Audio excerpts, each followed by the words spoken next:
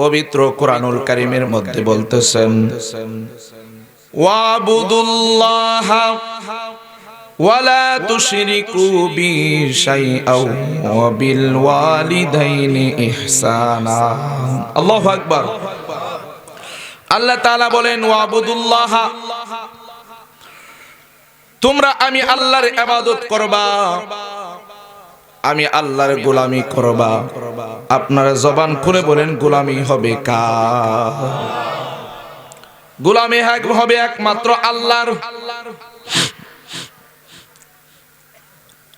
আমরা আল্লাহ ছাড়া কাউকে প্রভু মনে করি না, ঠিক না বেঠিক? আমরা আল্লাহ ছাড়া কাউকে সৃষ্টিকর্তা মনে করি না, কারণ একমাত্র আল্লাহই আমাদের সৃষ্টিকর্তা, ঠিক না বেঠিক? আল্লাহ বলেন, তোমরা আমি আল্লাহর ইবাদত বন্দেগী করবা, ওয়াবুদুল্লাহ ওয়ালা তুশরিকু বিহি, তোমরা আমি আল্লাহর সাথে শিরিক করবা না, শরীক করবা না। জোরে করেন আল্লাহু আকবার। আল্লাহর সাথে শিরিক করা যাবে না, আল্লাহর সাথে শরীক করা যাবে না। আমরা যদি বলি আল্লাহ ছাড়া আরো একজন আল্লাহ আছে, আপনারা বলেন এই কথাটা কি সত্য নাকি ভুল? আল্লাহ ছাড়া কাউকে প্রভু মানা করা যাবে না, আল্লাহ ছাড়া অন্য কাউকে আল্লাহ মানা যাবে না, আল্লাহর সাথে কাউকে মিলানো যাবে না।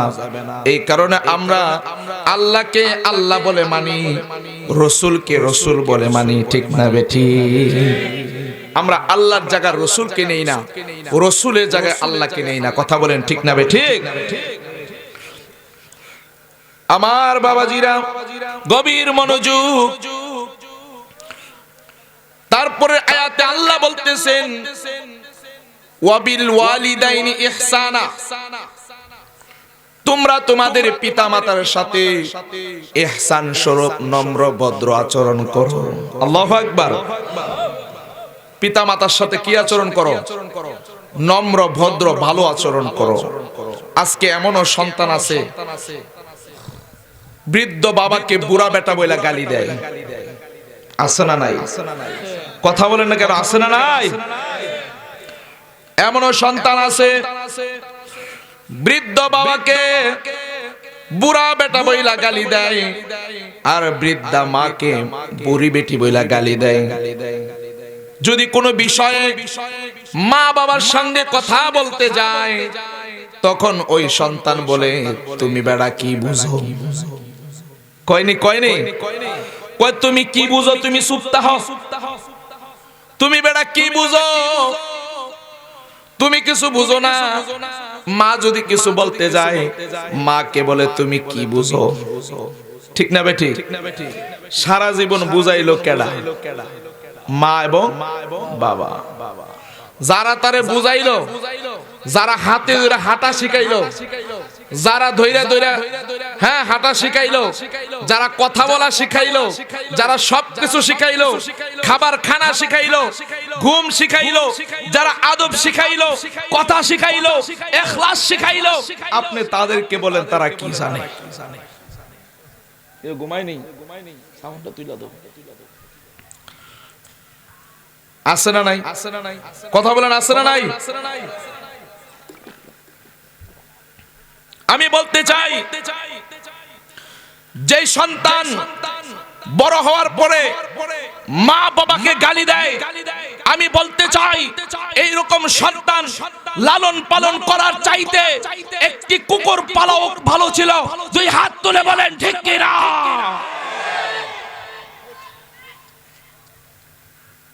যে সন্তান মাকে গালি দেয়, যে সন্তান বাবাকে গালি দেয়, আমি মনে করি সেই সন্তান পালার চাইতে কুত্তা পালাও ভালো ছিল।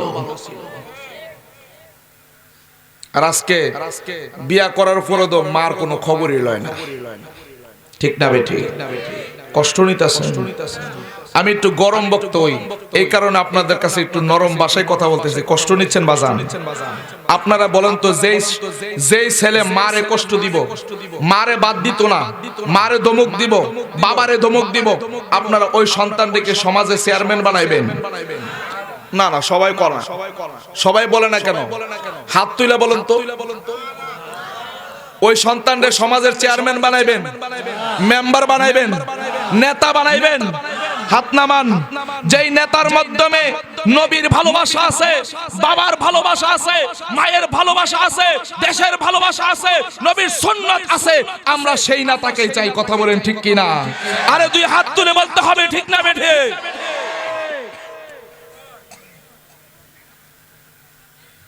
বর্তমান যুগে দেশটা একটা ফানিত ফুরে রইছে, ঠিক না বেঠি? আমরা কত হলো দেশ চালাইবো ওই ব্যক্তি যে কোরআন দিয়ে দেশ চালাবে।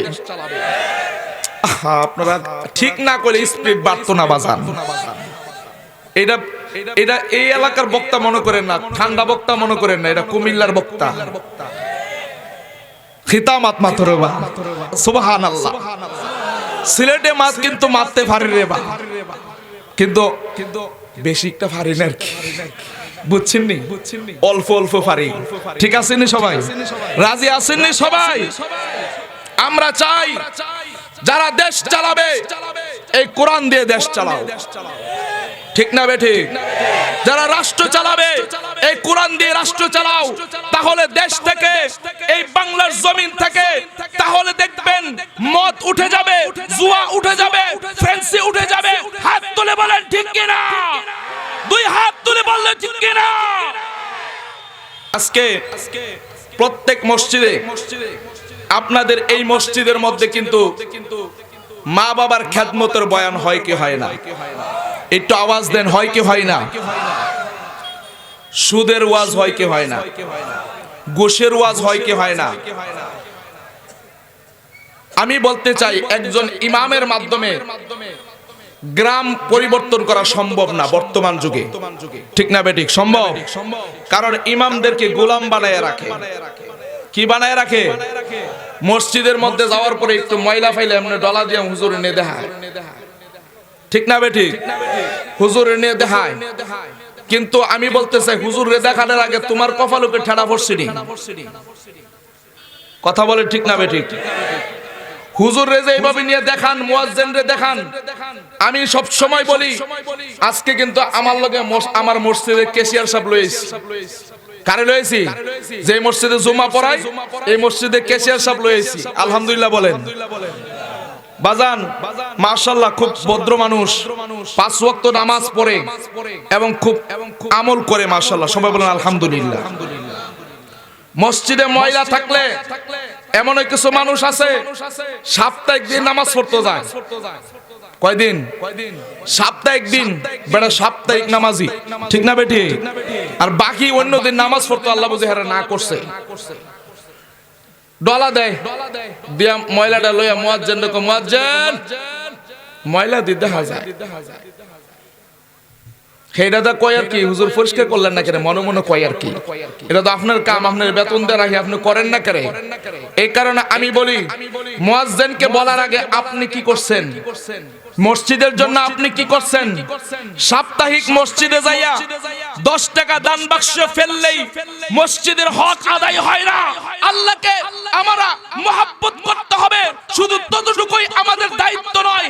আমাদের দায়িত্ব হচ্ছে মসজিদে যাইয়া নিজের কাপড়টা দিয়ে হইলে মসজিদটা পরিষ্কার করতে হবে, ঠিক না বেঠি? খালি 5 ওয়াক্ত নামাজ পড়ে আয়সা পড়বেন, সাপ্তাহিক একদিন 10 টাকা মসজিদে দিয়ে চলে আসবেন, এটার নাম মুসল্লি না। যেই মুসল্লি মসজিদে ময়লা পড়ে থাকলে নিজের হাত দিয়ে উঠায়, সেই হচ্ছে আসল মুসল্লি।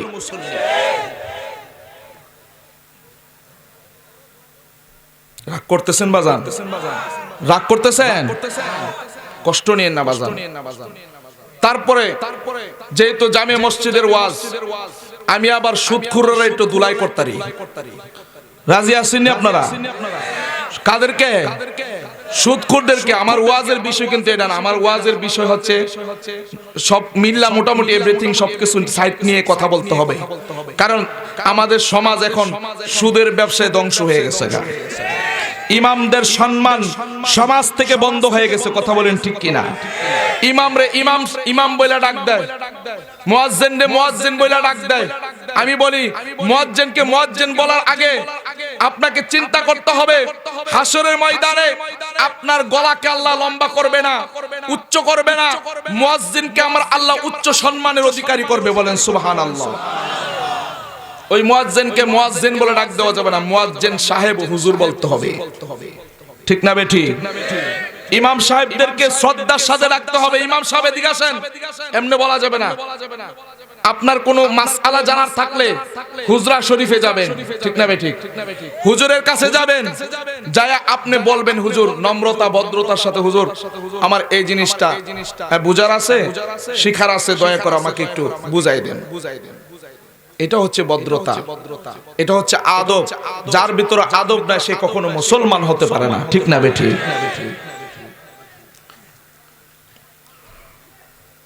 এই কারণে বলবো,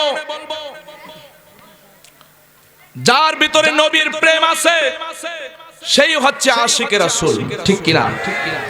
কারণ আমার রাসূল বলেন আলা লা ঈমানা লিমাল্লা মুহাব্বাতালা, যার অন্তরে নবীজির মুহাব্বত নাই তার ঈমান নাই। নবীজির মুহাব্বত অন্তরে রাখতে হবে। খালি মুগদা কইলেই সারবো? কথা কনা করে মুগদা বললেই চলবো? নবীজিকে মানতে হইলে মনে প্রাণে বিশ্বাসে এবং কাজে কর্মে মানতে হবে। ঠিক না বেঠি? আপনি খালি বলবেন আমি রাসূলকে ভালোবাসি। আপনি কি দিয়া ভালোবাসেন? রাসূলুল্লাহকে ভালোবাসতে হলে রাসূলুল্লাহর সুন্নাত লাগবে কি লাগবে না? আর জোরে বলে লাগবে কি লাগবে না? আমার রাসূল পাকের সুন্নাত দাড়ি লাগবে কি লাগবে না? আজকে তো দাড়ি ক্লিন শেভ করে। ঠিক না বেঠি? এমনি উল্টা টান দেয়, সামরা বুড়া বেড়া সামরা বইতে গেছে, এবার সামরা দইরা টান দাও, দইরা এমনি উল্টা টান দেয়। ঠিক না বেঠি? ও মা কথা কয় না। কি তো রাগ করতেছেন? না না না, এবারে তোর কামায় না লাগে আসতেছে, বুঝছেন নি?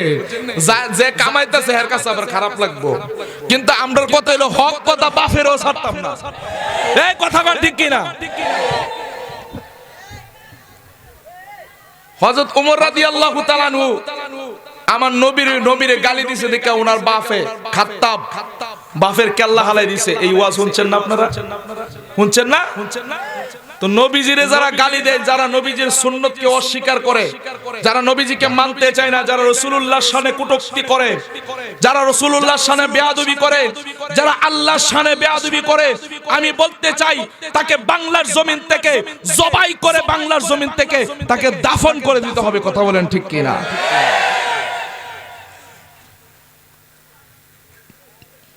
আমার নবীজি বলে তিনটা জায়গায় যদি কেউ না মানে তাকে কতল করে দিতে হবে। এক, কেউ যদি কালেমাকে অস্বীকার করে। কাকে? কারে? কথা কনা কারে? কালেমা তো এই ব্যাপারে নাম না। এই কালেমারে যারা অস্বীকার করব তাকে কতল করে দাও। 2 নাম্বার, দৈনন্দিন 5 ওয়াক্ত নামাজকে কেউ যদি অস্বীকার করে তাহলে তাকে কতল করে দাও। 3 নাম্বার, রমজানুল মুবারকের রোজাকে যারা অস্বীকার করবে তাদেরকে তোমরা কতল করে দাও। আল্লাহু আকবার। বাজান, আমি যেই কথা বলতেছিলাম, আমরা আল্লাহ এবং রাসূলের প্রতি, নামাজ রোজার প্রতি আমাদের মহব্বতের দরকার আছে না নাই? আরো ভালোবাসা দরকার আছে না নাই? আল্লাহ বলেন ওয়াবিল ওয়ালিদাইনি ইহসানা, তোমরা তোমাদের পিতামাতার সঙ্গে ইহসান স্বরূপ আচরণ করো। আমি বলতেছিলাম যে সন্তান পিতা মাতার সাথে খারাপ আচরণ করে ওই সন্তান লালন পালন করার চাইতে কুকুর পালাও ভালো। ঠিক না বেঠি? আমার বাবাজিরা, আমার নবী বলেন যেই সন্তান জিরো থেকে হিরো হইতে চায়, কেউ যদি নিজের জীবনটাকে পরিবর্তন করতে চায় তাহলে যেন তারা একটা কদমের মধ্যে লুটায়া পড়ে, সেটা হলো মা এবং বাবা। মা এবং বাবার কদমে যদি আপনি লুটায়া পড়েন, তাহলে দেখবেন আমার আল্লাহ আপনাকে সম্মানিত করে দেবে। একটা কথা মনে রাখবেন, আপনি নিজেকে যত ছোট মনে করবেন, বড় বানিয়ে দিবে কে? আপনি নিজেকে যতই ছোট মনে করেন, আপনাকে বড় বানিয়ে দিবে আমার আল্লাহ। এই কারণে বন্ধু, পিতামাতার সঙ্গে শুধুই নম্র ভদ্র আচরণ করা দরকার আছে না নাই? আল্লাহ বলেন, ইম্মা ইয়াবলুগান্না ইনদাকাল কিবারা আহাদুহুমা আও কিলাহুমা ফালা তাকুল লাহুমা উফফি ওয়ালা তানহারহুমা ওয়া কুল লাহুমা কাওলান কারীমা। তোমাদের পিতা মাতা যখন উভয় যখন তোমাদের কাছে বৃদ্ধ হয়ে যাবে, যখন তারা তোমাদের কাছে বৃদ্ধ হয়ে যাবে, উভয় অথবা একজন, যদি তোমাদের মা বাবার মধ্যে যে কোনো একজন জীবিত থাকে অথবা দুইজনে জীবিত আছে, যদি তারা বৃদ্ধ হয়ে যায়, তাদের সাথে ভালো আচরণ করো, তাদের সাথে সুদয় হয়ে যাও, নম্র ভদ্র হয়ে যাও, এবং তাদের আচরণের কারণে তোমরা তাদের কথার বিরক্ত হইয়া তোমরা কখনো উফ শব্দ ব্যবহার করবে না। জোরে করেন আল্লাহু আকবার। অনেক সন্তান আছে, মা বাবা বৃদ্ধ হয়ে গেলে মা বাবা একটু ঘরের মধ্যে প্রস্রাব পায়খানা করে, আসে না নাই? দেখবেন ওই মা বাবার ওই প্রস্রাব পায়খানাটাকে সে বিরক্ত মনে করে, তার ঘরের বিবিও বিরক্ত মনে করে। সব সময় শুধু ঘরের মধ্যে একটু একটু কথা কাটাকাটি হয়, বলে তোমার মা বৃদ্ধ হয়ে গেছে, তোমার মার সেবা করতে আর ভালো লাগে না। আমি বলতে চাই ওই স্ত্রীদেরকে আপনারা এইভাবে বলবেন, তুমি যে আমার মাকে খিদমত করতে চাচ্ছ না, একদিন কিন্তু তুমিও বৃদ্ধা হবে, একদিন তুমিও এই জায়গাটা আসবে। এখন তোমার রূপ আছে, সৌন্দর্য আছে, তোমার সব কিছু আছে, তোমার এখন বয়স অল্প, কিন্তু একদিন আল্লাহ বাঁচিয়ে রাখলে তুমিও একদিন আমার মায়ের মতো হবে কি হবে না? তাইলে বুঝতে হবে, শুধু এই সময়টাকে সময় মনে করলে চলবে না, সময় আরো আছে। আপনি যেমন করবেন আপনি তেমনই পাবেন, ঠিক না বেঠিক? তারপরে আসুন, বাবার সঙ্গে এমন আচরণ করতে হবে। অনেক সন্তান আছে বিদেশ যাওয়ার সময় বাবাকে বলে, বাবা আমি বিদেশ যাইতেছি, আপনি 5 লাখ টাকা খরচ করে আমাকে বিদেশ পাঠাচ্ছেন, বিদেশ যাইয়া আমি আপনার সব ঋণগুলো আমি পরিশোধ করে দেব। কিন্তু সে বিদেশ গেল, বিদেশ থেকে 1 বছর পরে আসলো, আসার পরে বাবা দেখতেছে সন্তানটা বিদেশ থেকে আসছে, অনেক টাকা মোটামুটি মাসে ভালো টাকা কামায়। এবার চিন্তা করলো, আমার ছেলেটা যেহেতু বিদেশ আছে, আমার বাড়ির মহিলাটাও, আমার স্ত্রী তো তিনিও একটু অসুস্থ, বৃদ্ধ হয়ে যাচ্ছে, তাই ছেলের বউ দরকার। তখন তারা কি করে, যুক্তি করে ছেলেকে বিবাহ করায়। ওই ছেলেটা বিবাহ করার পরে 2 মাস 3 মাস 6 মাস দেশে থাকার পরে আবার ছেলেটা বিদেশের জমিনে যায়। বিদেশে যাওয়ার আগে কি করে, অনেক সন্তান, সবাই না, কিছু সন্তান আছে ওই তারা বাবার নামের অ্যাকাউন্টে আর টাকা পাঠায় অল্প, তারা বউয়ের নামে আলাদা একটা অ্যাকাউন্ট খুলে। আর হাত তুলে বলেন ঠিক কি না? বউয়ের নামে আলাদা একটা অ্যাকাউন্ট খুলে লুকায়া লুকায়া টাকা পয়সা জমায়।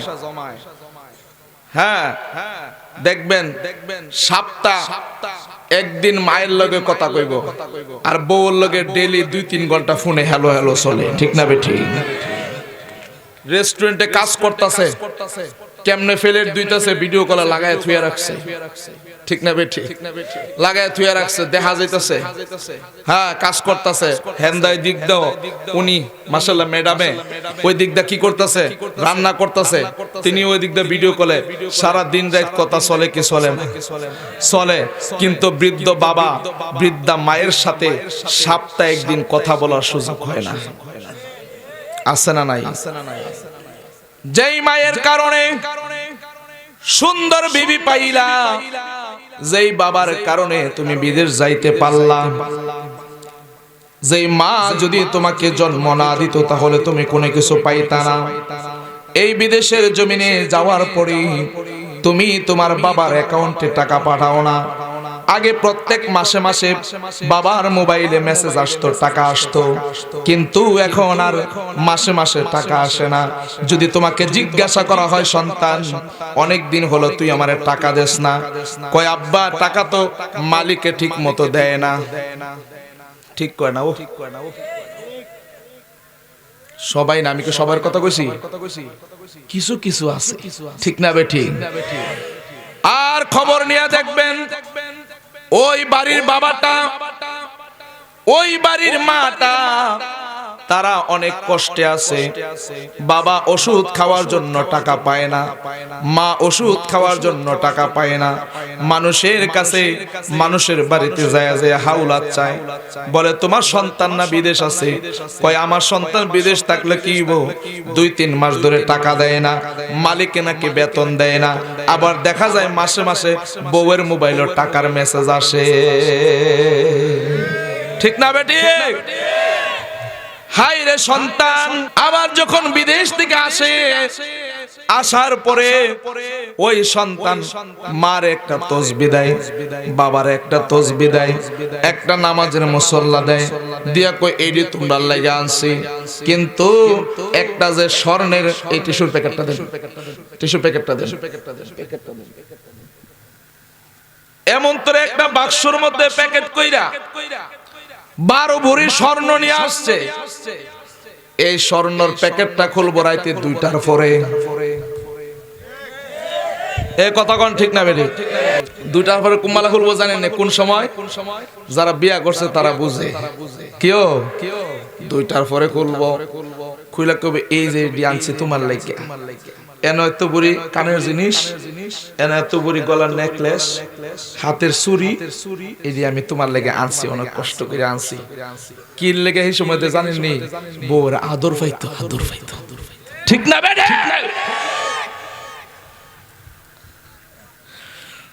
তুই যদি তোর বউরে দেখানোর আগে যদি মারে নিয়ে দেখাইতি, আম্মা কষ্ট করে বিদেশ পাঠাইছো না আম্মা, আমি তোমার লেগা তেমন কিছু আনতাম পারছি না, আপনার বউর লেগে বৌমার লেগে এই জিনিসটি আম্মা আনছি, আমি কষ্ট করে কামাই করছি, আপনারা পাঠাইছেন দিকে তুমি আনছি। আর আম্মা আপনার লেগে কিছু আনছি, দেখাইবেন মার জন্য একটা চেইন আনেন, যেটা আনেন দেখবেন মার জন্য কানের জিনিস আনেন, আনলে দেখবেন যে মা অনেক খুশি হবে, কারণ সারাটা জীবন বাজান কিনতে পারে নাই। 60 বছর জীবন পার করছে মা, কিন্তু আপনার কাছ থেকে একটা আংটিও চাই নাই। আপনার বাবার কাছ থেকে 60 বছর 70 বছর জীবন পার করছে, আপনার মা আপনার বাবা আপনার কাছে কোনো আবদার করে নাই। কেন করে নাই? সন্তান কামাই করে না, দিবে কোত্থেকে? আমার স্বামীর ইনকাম কম, জমিতে কাজ করে, দোকানদারি করে, অটো গাড়ি চালায়, আমার স্বামী আমাকে দিবে কোত্থেকে? এইভাবে মা বাবা আপনার কাছে চায় না। আপনি যদি রাতের বেলা ওই 2টার সময় স্বর্ণের বক্সটা না খুলে যখন আপনি মারে জায়নামাজের মুসল্লা দিবেন, তাসবিহ দিবেন, ওই সময় যদি বলতেন যে আম্মা এই জিনিসগুলো আনছি আপনার লাগি, এক জোড়া দুল আনছি আব্বার লাগা, হ্যাঁ আব্বার লাগা ভালো একটা জিনিস আনছি, অথবা বাবার জন্য স্বর্ণের না পারেন এমন কিছু জিনিস আনেন, একটি ভালো লাঠি এনে দেন, অথবা বাবা যেন চলতে পারে ভালো একটা টর্চ লাইট কিনে দেন, এবং বাবার জন্য, বাবা মা তো এর চাইতে বেশি কিছু আপনার কাছে চায় না। ঠিক না বেঠি? আমি মনে করি এগুলো দিলেও বলবে যে কি দরকার ছিল। কথা বলেন ঠিক না বেঠি? রাতের বেলা যদি তুই 2টার সময়টা না খুইলা মারে বলতি, মা আমি আপনার জন্য, আপনার বৌমার জন্য এইগুলো আনছি, আপনারা বিদেশ পাঠাইছেন দিকে তো আনছি, তখন মা বাবা এইগুলা লইয়া বুকের মধ্যে ধইরা সেরা কইলে হইল, আল্লাহ আমার ফুতে এইগুলো আনছে, আমার সন্তান এই জিনিসগুলো আমার বউর লেগে আনছে, আমার ছেলেটার আল্লাহ তুমি ভালো রাখো, আমার বৌমাটারও তুমি ভালো রাখো। সুবহানাল্লাহ। মা দোয়া করল হইলো আপনার জন্য, আর আপনি মা দোয়া ছাড়া বউরে আগে নিয়ে বউর আতো দেন। আপনার মার আতো দিলে মা করিল পুত্রে তুই যে আমারা তো দিছত আমি এইটাতেই খুশি, ঠিক না বেঠিক? বেশি কিছু লাগে না। আমি মাঝে মাঝে বাড়িতে গেলে হাতের মধ্যে করে কিছু না কিছু নিয়ে যাই, বাচ্চা সন্তানরা আছে, বাচ্চা কাচ্চা আছে, কিছু না কিছু নিয়ে যাই। তো নিয়ে গেলে আগে যে আম্মা যে রুমটা থাকে এই রুমে যায় ঢুকি, আল্লাহু আকবার বলে, ওই রুমে যায় ঢুকি, ঢুইকা আম্মার হাতে দেই, বা গেট দিয়ে ঢোকার সময় আম্মা যদি দাঁড়ায়া থাকে, মাহফিল করে রাত্রে বাড়িতে গেলে রাতে 2টা 3টা আম্মা দাঁড়ায়া থাকে, আমি যাই সেরা যখন ঢুকি, ঢোকার সময় গেটে যখন নক করে যখন ডাক দেই, আম্মা কয়ে ডাকটা দিলে একটার জায়গায় 2টা ডাকের দরকার হয় না, সেই মা দরজায় দাঁড়ায় সন্তানের জন্য অপেক্ষা করে। আর বাড়ির বেড়ি ঘুমায়, ঠিক না বেঠে? ঘুমায়া থাকে, দরজা ডাকে, দরজা খুলুন লাগে, কি আমি তো ঘুমাই গেছি। আর তুমি ঘুমাই গেছো কেন? আম্মা দি ঘুমায় না, মার বউকে সমান হইল? উত্তরটা দেখছেন নেই? মার বউকে সমান হইল? আমি তখন বুঝি আসলে তো কথা ঠিক, মার বউ তো কখনোই সমান হতে পারে। মার হাতে দিবেন, দিলে মা কইব কিতা, আপনার স্ত্রীর ডাক দিব, আপনার সন্তানগুলো ডাক দিব, আইনা নাইনা তুলতে সবাই রে সুন্দর করে মা বন্টন করে খাইব, কইব বৌমা তুমি সবাইরে দাও, দিয়ে আমারও দাও, দিয়ে সবাইরে মিল মহব্বত করে খাও। কথা বলেন ঠিক না বেঠিক? আরে বাজার এটার মধ্যে একটা বরকত আছে না নাই? জোরে বলেন আছে না নাই? বিদেশ যাওয়ার সময় বাবারে বইলা যায় সব টাকা ঋণ দিব, বিদেশ যাওয়ার পরে বিয়া কইরা বিদেশ গেছে পরে বউর অ্যাকাউন্টে টাকা ফাড়ায়, ঋণ দেওয়ার খবর নাই, ঠিক না বেঠিক? বাবা কিস্তি তুলে লোন আনে, হাওলাত কইরা মানুষের টাকা ঋণগুলি পরিশোধ করে, অনেক কষ্ট করে। আমি বলতে চাই, যে সন্তান বাবা মার সাথে ওয়াদা দিয়া ওয়াদা ভঙ্গ করে সে হলো 1 নম্বরের মুনাফিক। হাত তুলে বলেন ঠিক কিনা? 1 নম্বর মুনাফিক সেই সন্তান। বাবার সাথে ওয়াদা দিয়া যদি কেউ ওয়াদা রক্ষা করে, আমার আল্লাহ ওই সন্তানের বরকত এবং রিজিক বাড়াইয়া দিব কে? বনি ইসরাইলের যুগে একজন পরহেজগার লোক ছিল। ওই পরহেজগার লোকটার অনেক টাকা পয়সা, অনেক সম্পদ ছিল, অনেক সম্পদ ছিল, কিন্তু তিনি এত সম্পদ ছিল সাথে সাথে তিনি কিছু ঋণও করেছিল, অনেক টাকা ঋণ করেছে। তার মাত্র একটি সন্তান, ওই একটি সন্তান ছাড়া তার আর কেউ নাই। এবার ওই সন্তানটাকে ডাক দিলেন, বাবা আমার তো অনেক সম্পদ আছে, আমার তো অনেক টাকা আছে, আমার অনেক সম্পদ আছে, সুতরাং অনেক জমি জমা আছে, আর আমি কিন্তু অনেক টাকা ঋণ করেছি। আমি মারা যাওয়ার পরে আমি তোমাকে 2টা ওয়াদা করাইতে চাই। জোরে বলেন কয়টা? 1 নাম্বার ওয়াদা, তুমি যখন সত্য মিথ্যার পরীক্ষার মধ্যে পড়বা তখন তুমি কখনোই মিথ্যা কথা বলবা না। আল্লাহু আকবার। কারণ সকল গুনাহের মূল হইল মিথ্যা কথা।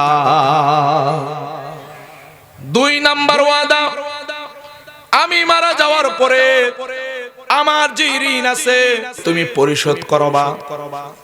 সন্তান বলে ঠিক আছে বাবা, আমি এই ঋণগুলো পরিশোধ করব এবং আমি কোনোদিন কারোর সাথে আমি মিথ্যা কথা বলবো না। ঠিক আছে বাবা, আবার একটা কথা মনে রাখো, যদি আমি আমার ঋণগুলো তুমি দিতে যাও, ঋণগুলো দিতে যাইলে দেখবা তোমার সব সম্পত্তি এমনও হতে পারে বিক্রি করে হতে পারে, তখন কিন্তু একদম তুমি নিঃস্ব হয়ে যাইতে পারো। কিন্তু আমি ওয়াদা করাইতেছি, আমি মারা যাওয়ার পরে যদি তুমি ঋণগুলো না দাও তাহলে কিন্তু কবরের মধ্যে আমি ধরা খেয়ে যাব। ঠিক না বেঠি? সন্তানটাও খুব ভালো। ওয়াজ খারাপ লাগতেছে বাজান? খারাপ লাগতেছে? সন্তানটা খুব ভালো। সন্তান বলে ঠিক আছে বাবা, আমি আপনার ঋণ পরিশোধ করব, আমি কোনোদিন মিথ্যা কথা বলবো না। এবার কিছুদিন পরে ওই বাবাটা দুনিয়া থেকে চলে গেছে। দুনিয়া থেকে যাওয়ার পরে এবার ওই সন্তানটা যখন বাড়িতে ছিল বাবাকে কবর দিয়ে দিল। এলাকার মানুষগুলো আসলো ওই তার বাবার কাছ থেকে ঋণের টাকা নেওয়ার জন্য। আয়েশা দেখে তার বাবা কবরে চলে গেছে। কয় কে আছে ঋণের টাকা দিবে? কয় তার সন্তান আছে ওয়ারিশ সূত্রে। কয় ঠিক আছে, সন্তানের কাছে গেল, আমাদের টাকাগুলো ফেরত দাও। এবার সন্তান ওই টাকাগুলো ফেরত দিতে যাইয়া সে জমি জমা যা আছে সবকিছু বিক্রি করে দিছে, টাকাগুলো সে পরিশোধ করে দিছে। এবার লাস্টে দিতে দিতে মাত্র তার বাড়িটা আছে। কি আছে? শুধু বাড়িটা আছে। এবার বাড়িটা বিক্রি করলে আরেকজনের ঋণ পরিশোধ করতে পারবে। এবার সে কি করতেছে? এবার তার স্ত্রীকে জিজ্ঞাসা করতেছে, এবার শুধু বাড়িটা আছে, কিন্তু আমি তো বাবার সাথে ওয়াদা দিছি আমি বাবার ঋণ পরিশোধ করব, সুতরাং আমি বাড়িটাও বিক্রি করে দেব। বউ বলে ঠিক আছে, যদি বাড়ি বিক্রি করে দেন দেন, আমার কোনো আপত্তি নাই, আপনি যেটা করেন সেটাই আমার আল্লাহ পছন্দ করবে। জোরে বলেন সুবহানাল্লাহ। বাড়িটা পর্যন্ত বিক্রি করে দিল। আজকে ভাইয়ে ভাইয়ে বাড়ির মধ্যে ঝগড়া লাগে জাগার লাগিয়া, ঠিক না বেঠিক? কিন্তু বাবা যে ঋণ করে গেছে হাজার হাজার টাকা, ওই ঋণ দিত সন্তান রাজি হয় না। এবার বলতেছেন বাড়িটা বিক্রি করে দেব। বাড়ি বিক্রি করে দিয়ে বাবার ঋণ পরিশোধ করে দিল। এবার তারা থাকবে কোথায়? এবার তাদের থাকার জায়গা নাই, ঘুমানোর জায়গা নাই। আবার ওই ছেলেটার আবার দুইজন ছেলে সন্তান আছে, তার স্ত্রী আছে।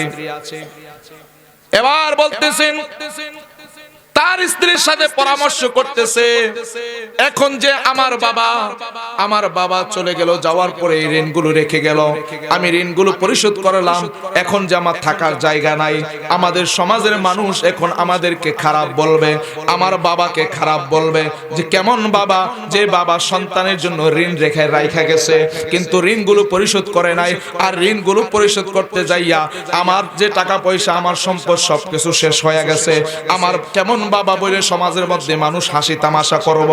এখন কি করা যায়? তখন স্ত্রী ডাক দিয়ে বলতেছে, আপনি কি বলেন? কয় আমি বলতে চাই চলো আমরা একটা কাজ করি, আমরা এই দেশের মধ্যে আমরা আর থাকবো না, আমরা দূরে এক দেশে চলে যাব যেখানে কোনো মানুষ আমাদেরকে চিনবে না। জোরে বলেন আল্লাহু আকবার। কারণ অনেক সম্পদের অধিকারী একজন লোক, ওই লোকের সন্তান সব টাকা পয়সা বাড়ি গাড়ি যা আছে সব বিক্রি করে দিয়েছে। এখন যদি এই এলাকাতে থাকে, সে তো কোনোদিন কোনো কাজও করছে না, মাটিও কাটছে না, কারণ বাবার অনেক সম্পদ আছে, সে মাটি কাইটা কাজ করে কি করব? সে পড়ালেখা করছে বা বিদ্যা অর্জন করছে, সে তেমন কোনো কাজ শিখছে না। এই কারণে তারা এই দেশ ছাইরা এই দেশটাকে ছেড়ে তারা কি করলো, এই বনি ইসরায়েলের এই দেশটাকে ছেড়ে তারা নদী পথে অনেক দূরে চলে যাবে। জোরে বলেন আল্লাহু আকবার। এই ঘটনা দিয়ে বুঝবেন বাবার ওয়াদা রক্ষা করলে, মায়ের ওয়াদা রক্ষা করলে আমার আল্লাহ রহমত দিবে। জোরে বলেন আল্লাহু আকবার। এবং তার বাবা বলেছিল, সন্তান তুমি যদি আমার ঋণগুলি পরিশোধ করে দিতে যাই, তোমার সবকিছু শেষ হয়ে যায়, শেষ যদি হয়ে যায় তুমি দিবা কিনা? কই ইনশাআল্লাহ আমি দেব। কই ঠিক আছে, তুমি যদি দাও ঠিক আছে আলহামদুলিল্লাহ, আর আমি বাবা তোমার জন্য দোয়া করে গেলাম, আমার আল্লাহ তোমারে সাহায্য করব, রহমত দিব, বরকত দিব। জোরে করেন আল্লাহু আকবার। তিন ব্যক্তির দোয়া কবুল হয়। এক নাম্বার হইল মা বাবা, দুই নাম্বার হইল উস্তাদ, তিন নাম্বার হইল মুসাফির। এই তিন ব্যক্তির দোয়া আমার আল্লাহর দরবারে কবুল হয়। এবার বাবা দোয়া করছে, আল্লাহ যদি আমার সন্তান আমার ওয়াদা রক্ষা করে আপনি তাকে রহমত কইরেন, তাকে সাহায্য কইরেন। এবার সন্তান নদী পথ দিয়ে তার স্ত্রীকে নিয়ে, দুই সন্তানকে নিয়ে তারা এই বনি ইসরাইল গোত্র ছেড়ে তারা চলে যাচ্ছে। যখন নদীর মাঝখানে গেল, হঠাৎ করে ঝড় বৃষ্টি আরম্ভ হলো, তুফান আরম্ভ হলো। এই তুফানের কারণে তারা যে নৌকা দিয়ে যে লঞ্চে করে যেতেছিল, ওই নৌকাটাকে ছিন্ন বিচ্ছিন্ন করে দিল। এই নৌকার মধ্যে আরো অসংখ্য মানুষ ছিল নদীর মাঝখানে, সমুদ্রের মাঝখানে। এবার তারা একজন এক এক জায়গায় ছিটকে পড়ে গেল। রাতের অন্ধকার, কে কোথায় যায় উঠছে, কেউ কাউকে খুঁজে পায় না। এবার ওই ছেলেটা, যে ছেলেটা বাবার ওয়াদা রক্ষা করে নদীর মধ্যে আসছে, ওই ছেলেটা সে যায় এক জঙ্গলের মধ্যে উঠছে। কোথায়? এক জঙ্গলে যে উঠছে আর তার স্ত্রীটা যায়া এক বৃদ্ধ পরহেজগার একজন পুরুষ লোক বৃদ্ধর বাড়িতে যায় উঠছে। আর দুই ছেলে ছিল, তারাও জঙ্গলের অন্য এক প্রান্ত যায় তারা উঠছে। এইভাবে যখন একজন এক এক জায়গায় চলে গেছে, যেই মাত্র সকাল হইল, ওই ব্যক্তিটা যে সন্তানটা বাবার ঋণ পরিশোধ করে আসছে, ওই সন্তানটা জঙ্গলের মধ্যে উঠছে। জোরে বলেন আল্লাহু আকবার। যেই মাত্র জঙ্গলের মধ্যে উঠছে, জঙ্গলে যখন প্রবেশ করবে তখন সে মনে মনে ভাবতেছে, হাই রে, বাবার ঋণ পরিশোধ করতাম যাইয়া, আজকে করতে যায় আমার অনেক টাকা পয়সা সবকিছু শেষ হয়ে গেছে। আজকে চাইছিলাম অনেক দূরে যায় কাজ করে খাবো, গ্রামের মানুষ আমাদেরকে খারাপ বলবে, সমাজের মানুষ খারাপ বলবে, এই কারণে অনেক দূরে যায় কাজ করব, যে কোনো একটা কাজ করে খাবো। কিন্তু সমাজের মানুষ থেকে আমি চলে আসছি, এখন দেখি আমার কেউ নাই, আমার স্ত্রীও চলে গেছে, আমার সন্তানরাও আমাকে ছেড়ে চলে গেছে। এখন আমি কি করব? হাই রে, আমার তো কিছু করার নাই, এখন আমার কোনো কিছু করার নাই, সুতরাং এখন আমি কি করব? এইবার চিন্তা করতে করতে তিনি জঙ্গলের ভিতরে ঢুকতে ঢুকতে যখন সামনে গেল, হঠাৎ করে গায়েব থেকে একটা আওয়াজ আসলো, বলতেছে, ও সন্তান, পিতার ওয়াদা রক্ষা করনাওয়ালা সন্তান, তোমার জন্য সামনে যায় দেখো অনেকগুলো ধন ভান্ডার পড়ে আছে। নারে তাকবীর। সামনে যায় দেখো অনেকগুলো ধন ভান্ডার পড়ে আছে। এই ধন ভান্ডার গুলো তোমার জন্য। কয় আপনি কে? কয় আমি হইলাম একজন ফেরেশতা। আল্লাহু আকবার। সাহায্য করার মালিক কে? আরো জোরে বলেন কে? সাহায্য করার মালিক আমার আল্লাহ। আমার আল্লাহ যে ওই সন্তান যে বাবার ঋণ পরিশোধ করতে যায় সব সম্পত্তি বিক্রি করে দিছে, আমার আল্লাহ দেখে কি দেখে না? ওই যে বাবা বলছিল আমার আল্লাহ তোরে সাহায্য করব, আল্লাহু আকবার। এবার সামনে বাড়লো, সামনে যাইতে যাইতে দেখে একটি গর্তের মধ্যে একটি মাটির গর্ত হয়ে রয়েছে। ওই গর্তটার ভিতরে অনেক স্বর্ণ অলংকার, আল্লাহু আকবার, অনেক সম্পদ ধনভাণ্ডার ওই জায়গার মধ্যে পড়ে আছে। এবার তিনি ধনভাণ্ডার গুলো তিনি নিলেন, নেওয়ার সঙ্গে সঙ্গে ওই জায়গার মধ্যে জঙ্গলের মধ্যে অনেকগুলো মানুষ আসলেন। আসার পরে বলতেছেন, এইগুলো আমার আল্লাহ গাইবের মাধ্যমে ওই লোকগুলাকে ওই ব্যক্তির কাছে পাঠাইছে। এবার আসার পর বলতেছেন, আপনি কোথায় থেকে আসছেন? কয় এই ঘটনা, আমি বাবার ঋণ পরিশোধ করতে যাই সবকিছু বিক্রি করে দিছি। ওই দেশ থেকে আমি বনি ইসরাইল দেশ থেকে আমি ওই গোত্র থেকে আমি চলে আসছি। ওই নদীর পথে যাওয়ার মধ্যে ঝড় তুফানের মধ্যে প্লাবনে পড়ে আমি চলে আসছি জঙ্গলের ভিতরে। আমার স্ত্রী ছিল, আমার সন্তান দুটো ছিল, কোথাও জানি চলে গেছে, আমি এখন এতিম হয়ে গেছি। কয় আপনি কোনো টেনশন করবেন না, আমরা এই জঙ্গলের মধ্যেই থাকি। আল্লাহু আকবার বলেন। আপনি কোনো টেনশন করবেন না, আমরা এই জঙ্গলের মধ্যেই সবসময় বসবাস করি। আপনার কোনো সাহায্য লাগলে আপনারা বলেন। আল্লাহু আকবার বলেন। সাহায্য করতেছে কেডা? কে করতেছে? এবার বলতেছে, বাজান আপনার কোনো সাহায্য লাগলে আপনি আমাদেরকে বলেন। এবার যখন বললেন, বাজান একটা কাজ করেন, আমার তো কোনো থাকার জায়গা নাই, একটা জায়গা খুঁজে দেন, এই জায়গার মধ্যে আমি একটা বাড়ি করব। আল্লাহু আকবার বলেন। এবার ওই জায়গার মধ্যে আরো কিছু মানুষ আনলেন, আয়েশা ওখানের মধ্যে একটি বাড়ি করলেন, বিশাল এরিয়া নিয়ে রাজপ্রাসাদ তুললেন। আল্লাহু আকবার। দিছে কারা? দিছে কে? দোয়া করছিল কে? দোয়া করছিল কে? বাবাই দোয়া করছিল, আল্লাহ তুমি সাহায্য কইরো। বাবার ওয়াদা রক্ষা করার কারণে আমার আল্লাহ দিছে কে? দিছে না। অনেক বড় একটা প্রাসাদ বানাইলো। সেই প্রাসাদের মধ্যে শত শত লোককে সে কামলা হিসেবে রাখছে। আল্লাহু আকবার। এবং ওই দেশের মধ্যে জঙ্গলের মধ্যে সে মানুষকে টাকা পয়সা মানুষকে দান করতে করতে এমন একটা তার পজিশন তৈরি হয়েছে যে দূরের মানুষ পর্যন্ত তাকে এখন দেখার জন্য আসে। জোরে বলেন সুবহানাল্লাহ। এবার ওই তার দুইটা সন্তান ছিল, ছোট ছেলেটা ওই জঙ্গলের পাশেই এক জায়গায় ছিল, সে শুনতে পাইছে ওই জায়গার মধ্যে, জঙ্গলের মধ্যে এক ব্যক্তি আছে, অনেক দানশীল, মানুষকে টাকা পয়সা দান করে, আল্লাহু আকবার, মানুষের অনেক সহযোগিতা করে, মানুষের অনেক খেদমত করে। সুতরাং ওই ছেলেটা আইসা ওই বাড়িতে আইসা কাজ নিছে, চাকরি নিছে, জোরে বলেন আল্লাহু আকবার। কিন্তু অনেক বছর চলে গেছে, সময়ের পরিবর্তনের কারণে ওই ছেলেটা তার বাবাকে চিনতে পারে নাই, আল্লাহু আকবার বলেন। তার বাবাকে, সময়ের কারণে তার বাবাকে চিনতে পারে নাই, পরিবর্তন হয়ে গেছে। তার বাবারও অনেক টাকা পয়সা, হ্যাঁ, নদীর মধ্যে এত বড় ঘটনা ঘটছে, এখন এত বড় প্রাসাদ কি তার বাবা করবো, এটা একটা অকল্পনীয় বিষয় না। 8-10 বছর চলে গেছে, এবং বাবাও সন্তানরা চিনে না, সন্তানও বাবারে চিনে না।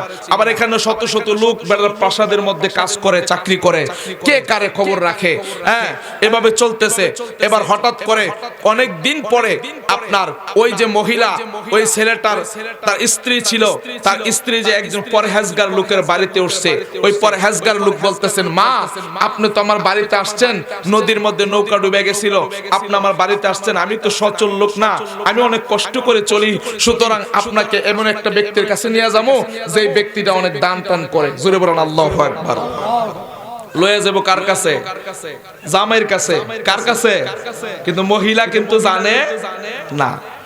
এবার একটা নৌকায় করে নিয়ে আসলেন জঙ্গলের পার, আনার পরে যখন ওই নৌকার মধ্যে মহিলাটাকে রাইখা ওই বৃদ্ধ লোকটা, পরহেজগার লোকটা ওই দানশীল ব্যক্তির কাছে গেল, যায় বলতেছেন, ও হুজুর, আমার কাছে একটা মহিলা আছে, অনেক বছর ধরে আমার কাছে থাকে, কিন্তু এই মহিলাটা বৃদ্ধ হয়ে গেছে, বৃদ্ধা হয়ে গেছে, সুতরাং অনেক কষ্ট করে চলে, আমিও গরিব মানুষ, তেমন কোনো তার খেদমত করতে পারি না, মুসাফির একজন মহিলা, এখন আমি আপনার কাছে কিছু দান চাই, সাহায্য চাই ওই মহিলাটার জন্য।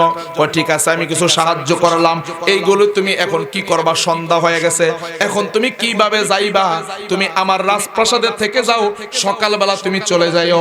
এবার বলতেছেন, হুজুর, আমার সাথে ওই মহিলাটাও আসছে, সে নদীর পার নৌকার মধ্যে অপেক্ষা করতেছে, নদীর পার নৌকার মধ্যে অপেক্ষা করতেছে। তো একটা কাজ করেন, একটা কাজ করি তাহলে, হ্যাঁ, আবার ওই দিকটা ওই যে ছোট ছেলেটা এখানে চাকরি নিছে, বড় ছেলেটাও এই জায়গায় আইসা যুগের কারণে, পরিবর্তনের কারণে সেও শুই না, সেও আরেক জায়গায় কাজ করতো, সেখান থেকে এই রাজপ্রাসাদে চাকরি লইছে। দুইজন হইছে নি, দুনো ভাই আসছে নি, চাকরি করতেছে কার ভাই? বাবার বাড়িতে, কিন্তু বাপে ছেলেরে চিনে না, ছেলেও বাবারে চিনে না। এই যে গুছাইতেছে আমার আল্লাহ, জোরে বলেন আল্লাহু আকবার। এখানে আল্লাহ সম্পত্তি, টাকা পয়সা সবই তো দিছে, ফিরাইয়া বাহিয়া আসলো তার স্ত্রী এবং তার 2 সন্তান, ঠিক না বেড়ে? ওই ঠিক আছে, ওই মহিলাটাকে সারা রাত্র পাহারা দেওয়ার জন্য আমি 2 জন লোক পাঠামু। এবার ওই দানশীল ব্যক্তি ওই 2 জনকে ডাক দিল, যেই 2 জন তার সন্তান, আল্লাহু আকবার। ওয়াজ খারাপ লাগতেছে? 2 জন সন্তানকে ডাক দিল, কিন্তু যুগের পরিবর্তনের কারণে তারা বাবাকে চিনে না, বাবা ও সন্তানদেরকে চিনে না, অনেক টাকা পয়সার মালিক হয়ে গেছে, কিভাবে চিনবে? কি থেকে কি হয়ে গেছে? আল্লাহু আকবার বলেন। আমাকে বলছে 10-15 মিনিটের মধ্যে শেষ করে দেওয়ার জন্য।